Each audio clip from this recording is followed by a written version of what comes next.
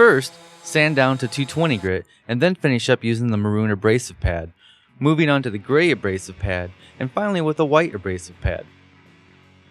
Now for our blend, we'll use boiled linseed oil, Minwax satin wipe-on poly, and odorless mineral spirits. Using my measuring spoons, I'll mix an equal part of boiled linseed oil, polyurethane, and mineral spirits in a glass jar, and then give it a good mix. Using a foam brush, I'll flood the surface with my blend while being liberal with my coats.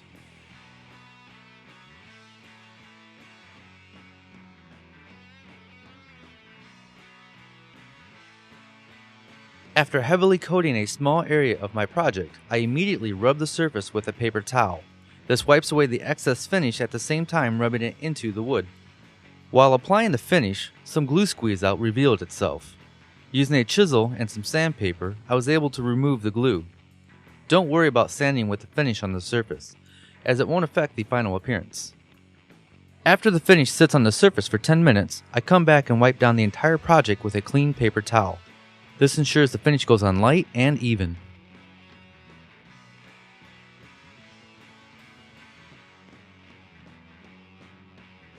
It's important to not wad up your oily rags and throw them in the trash, as there's potential for spontaneous combustion.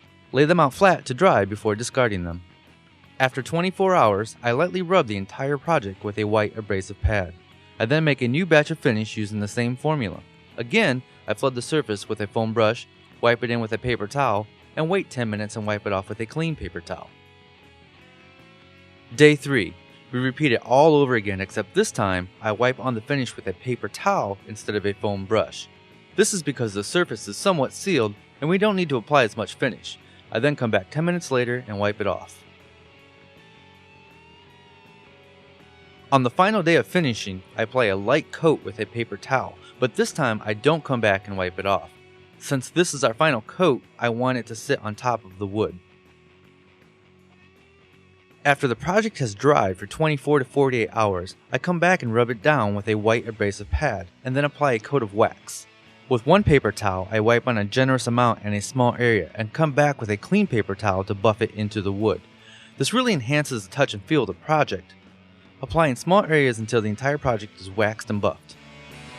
And that's it, we're all done.